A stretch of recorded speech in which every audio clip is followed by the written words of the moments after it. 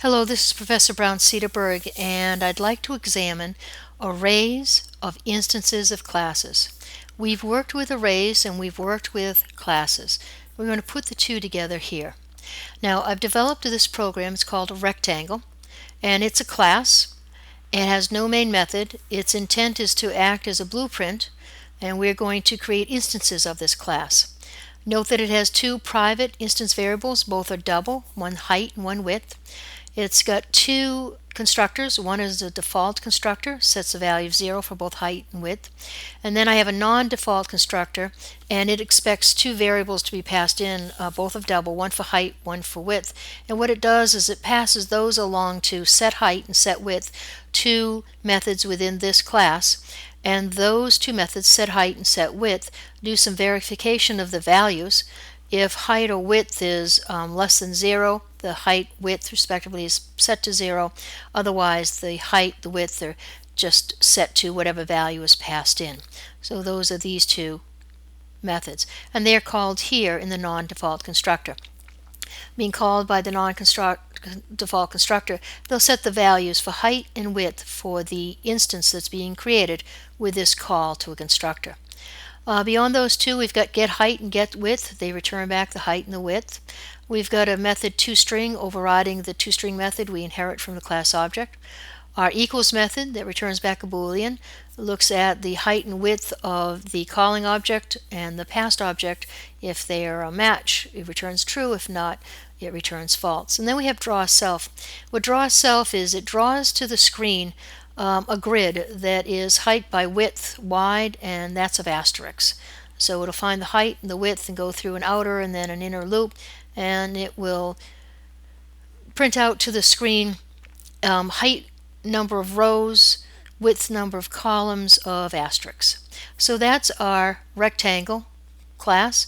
And if we try to run it, we are told certainly that you can't because it has no main method, and with no main method it can't be run. We get this exception message, and that's okay. That's what we expect. So let's then go over to DemoRectangle, and this is a program that's just been developed to demonstrate that rectangle class, but specifically to demonstrate having an array of instances of a class. So here we have a main method because we expect this to run. And what we do here is we declare and create an array of rectangles. We name it array of rectangles. We'll make it 5 in length. So it's a 5-element array. It'll hold rectangles. Now, what we've done with this line is just declare and create the array. We haven't created the actual instances. We're going to do that a little bit later. So here we're just declaring that we have an array. It'll hold rectangles. It's 5 in length. We'll come back to these lines in a bit. Let's look at these lines. What these 5 lines do is explicitly create the instances of the class that will populate that array of rectangles. So into space 0, the first space of array of rectangles, I'll put this newly created instance of the class rectangle. I'm passing it 1 by 1, so it'll have a height of 1, a width of 1. This one will, in space 1, the second space of our array, will have a 2 by 2, then a 3 by 3, 4 by 4, 5 by 5. So here I have explicitly created 5 instances of the class rectangle, and I have populated our array of rectangle with those instances. We'll come back to this in a little bit. What I'd like to do now is just look at this line, and what this line does is it has the instance of the class array that's stored at this position 2 of the array of rectangles. Call the method drawSelf. What's at position 2 in this array of rectangles, is an instance of the class rectangle. It therefore can call a method in the class rectangles, and it does so. It calls drawSelf, and drawSelf draws a height by width grid, and we'll look at that. I then declare a new array of rectangles, declare it and create it. This is 3 in length. But again, with this line, I've just declared and created the array. Said I'm going to have an array that'll hold rectangles, but I don't have the rectangles yet. I don't have the instances of the class. I have those instances created here in this loop.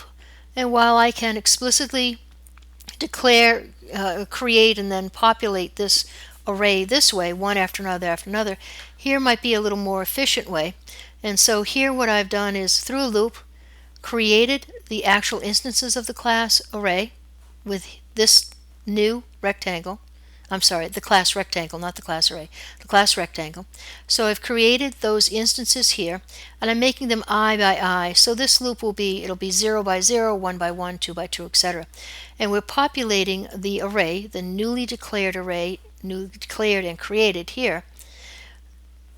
So I'm putting into each position I, that starts as 0, then I go to 1, then 2, etc. I put into those spaces these newly created instances of the class rectangle.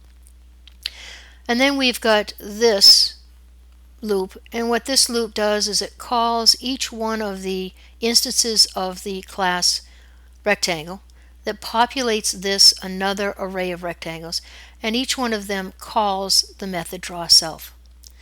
What I'd like to do is I'm just going to comment out a couple of lines, and we'll come back to them in a second. But I'm going to comment out these lines. Whoops, so we can just see how this will work. So let's run this. And what we should have printed to the screen are some grids of asterisks. And so indeed that's what we find. We have this, a 3 by 3 grid of asterisks. And that 3 by 3 grid of asterisks comes from this call, where we asked array of rectangles 2. An array of rectangles 2 had a rectangle that's 3 by 3 in it. That call drawSelf, and so we have this 3 by 3 grid.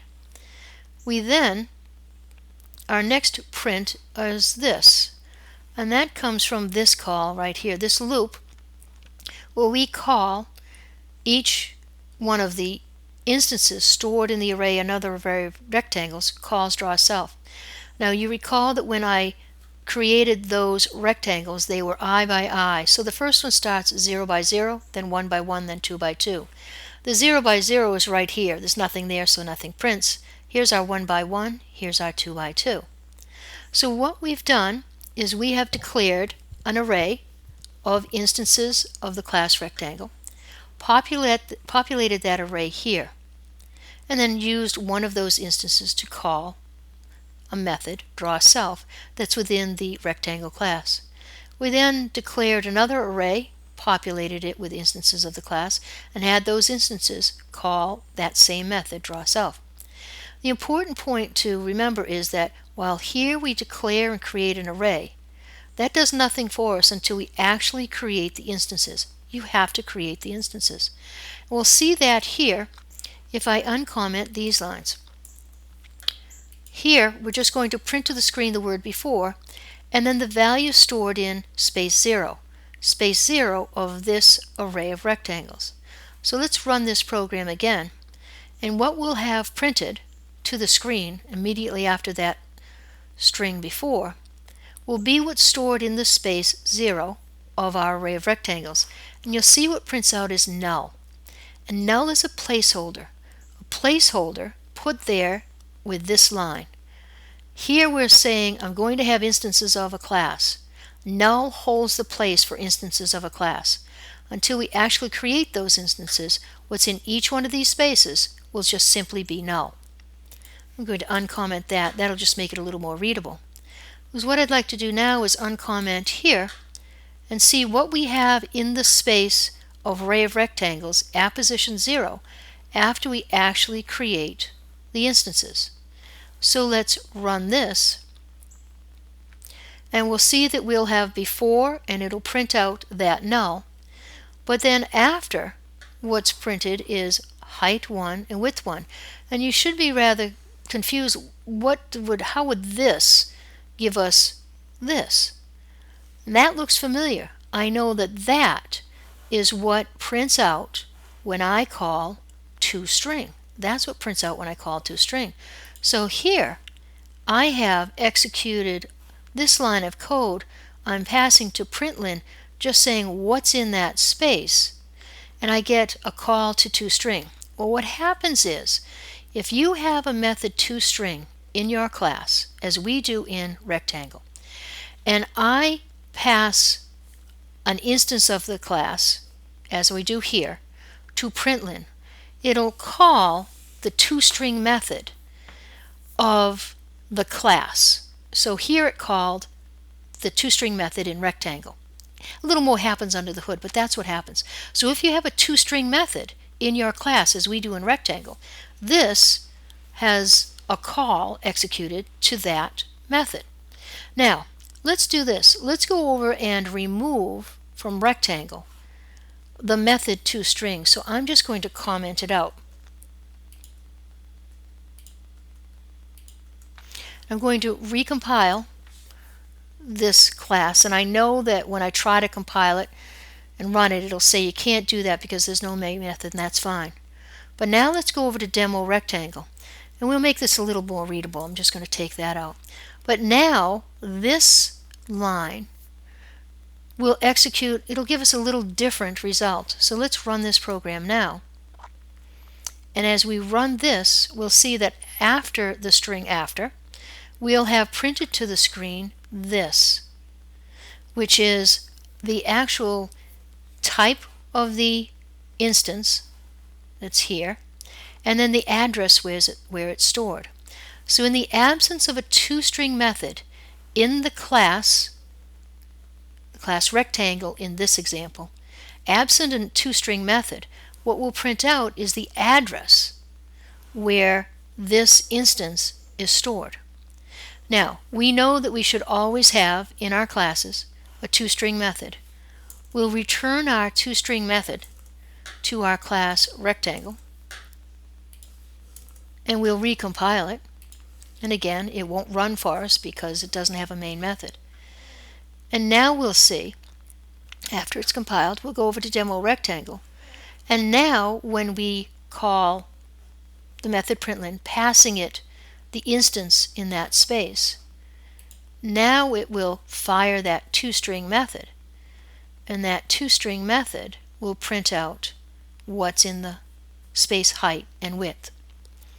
Important things to remember here are, when you have an array of instances of a class, you declare it here. You don't have anything there. There's nothing in these spaces other than null, that placeholder, until you actually create those instances, as we have here, and save them into those spaces. And you can do that explicitly this way, or you can do it with a loop as we did down here. When we pass an instance of a class as stored in an array, if we have a toString method in that class, toString will be called.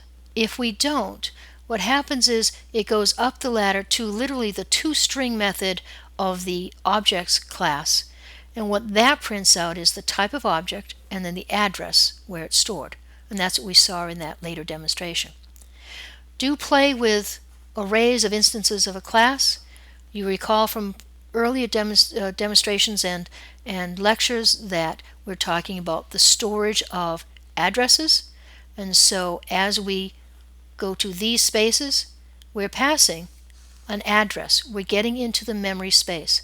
So working with arrays of instances of a class demand that you have control over those instances because you're giving away the address. You're going into the actual memory space. You're passing by reference. And you have to be very careful that you don't have leaks of your information, unintentional release of the information stored in those spaces. Thank you very much.